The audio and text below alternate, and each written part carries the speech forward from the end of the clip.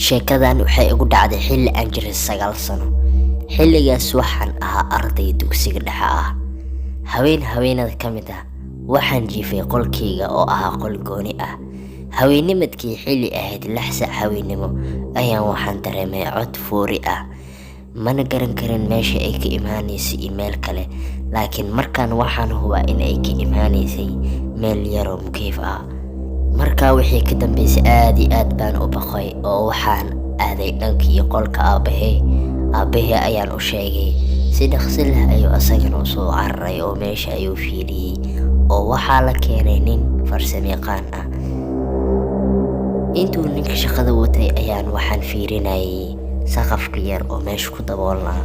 Intaan gacanta ku hayay ayaa waxaan arkay in meesha ay wax ka soo fuurinayaan. Markaan aan arkay waxa weligaan arkin intaan noolaa, aad iyo aad baan uga cabsaday. Wuxuu ekaa qof reer aakhiraad oo kale ah. Waxaa moodaa inuu dhahay waayaha oo kale qof ii goodinaya camal ayuu ahaa.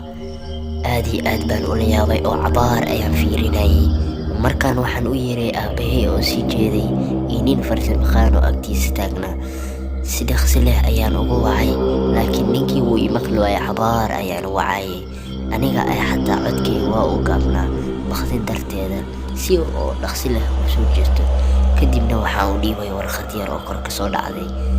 aad iyo aad baan u naxay.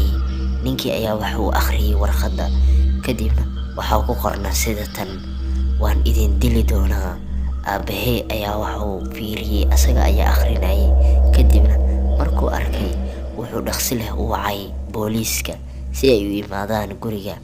Ugu dambeyntii booliiska ayaa codkoodii maqalnay oo ayaga ayaa guriga yimid. Waxayna ka bilaabeen baaris in ay baaraan guriga oo idil.